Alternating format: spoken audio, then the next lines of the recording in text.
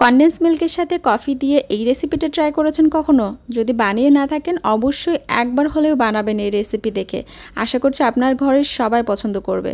আমার ঘরে এখন প্রত্যেক দিনই বায়না ধরে এই রেসিপি বানানোর জন্য, কারণ এতটাই মজার। আজকের রেসিপি বানানোর জন্য লাগবে এইরকম 1 কোটা কনডেন্স মিল্ক, সাথে লাগছে ইনস্ট্যান্ট কফি। আপনারা চাইলে প্যাকেট বা যে কোনো ধরনের ইনস্ট্যান্ট কফিও ব্যবহার করতে পারবেন। সাথে লাগছে ডিম। আমি বাকি উপকরণগুলো বলে দিচ্ছি। এখানে আমি ময়দা নিয়েছি, তেল নিয়েছি, কফি পাউডার নিয়েছি আর সাথে বেকিং পাউডার। একটা বড় বোলের মধ্যে পুরো কনডেন্স মিল্ক আমি নিয়ে নিচ্ছি। এখন সাথে ডিম ভেঙে দিচ্ছি।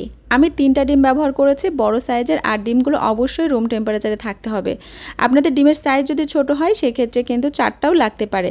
হ্যান্ড বিটারের সাহায্যে আমি এইভাবে ঘুরিয়ে ঘুরিয়ে খুব ভালো মতো মিক্সড করে নিচ্ছি, ঠিক আমরা কেকের ব্যাটার যেভাবে রেডি করি একইভাবে। এখন দিয়ে দিচ্ছি 1/3 কাপ পরিমাণ রান্নার তেল। আপনারা চাইলে গলানো বাটারও ব্যবহার করতে পারেন। আরও একটু এভাবে বিট করে নিতে হবে। দেখতেই পাচ্ছেন এটা কিন্তু অনেকটা ফোমি হয়ে এসেছে।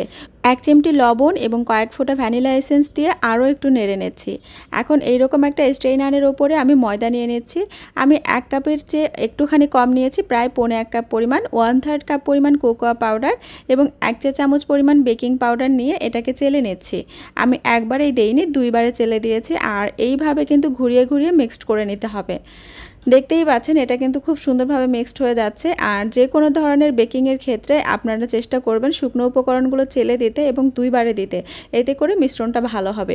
আমার মিশ্রণটা কিন্তু পুরোপুরি রেডি। এর স্বাদটা আরও একটু বাড়ানোর জন্য আমি কিছু চকোচিপ নিয়ে দিয়ে দিচ্ছি, তারপরে এইভাবে মিক্সড করে দিচ্ছি। তবে এটা পুরোই অপশনাল, চকোচিপ ছাড়াও এই রেসিপিটা করা যাবে। এখন বেকিংয়ের জন্য আমি একটা রান্নার পাতিল নিয়ে নিয়েছি। এইরকম ছোট সাইজের একটা সসপ্যান নিয়ে তেল ব্রাশ করে তারপরে কাগজ দিয়ে দিয়েছি। তারপরে পুরো ব্যাটারটা ঢেলে দিলাম। ব্যাটারটা দেওয়ার পরে হালকা হাতে এভাবে একটু ট্যাপ করে নিতে হবে, যাতে ভেতরে কোনো বাবল থাকলে সেটা বের হয়ে যায়। আর আগে থেকেই চুলায় আমি এই পাতিলটা বসিয়ে প্রায় 10 মিনিটের মতো মিডিয়াম টু লো আছে গরম করে নিয়েছি। ভেতরে একটা স্ট্যান্ড বসিয়ে দিলাম, তারপরে এই পাতিলটা ধরে বসিয়ে দিতে হবে। ঢাকনা দিয়ে ঢেকে দিচ্ছি এবং ঢাকনার যে ছোট ফুটা সেটাও বন্ধ করে দিচ্ছি। প্রায় 50 মিনিটের মতো লেগেছে এটা বেক হতে। আমি মাঝখানে একটা টুথপিক দিয়ে চেক করে দেখেছি। তারপরে পুরোপুরি ঠান্ডা হয়ে যাওয়ার পরে এটাকে আমি মোল্ড আউট করে নিচ্ছি। বেকিংয়ের যে কোনো জিনিসই কিন্তু ঠান্ডা হওয়ার পরে মোল্ড আউট করবেন। আর এই যে দেখতেই পাচ্ছেন কত সুন্দরভাবে বেক হয়েছে। বাইরের কাগজটা উঠিয়ে নিচ্ছি।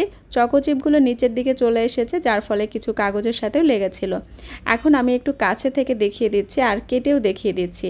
এটা এতটাই সফট আর তুলতুলে হয়েছে, কি আর বলবো। এটা না বানিয়ে খাওয়া পর্যন্ত আপনারা বুঝবেন না যে এটা কতটাই মজার।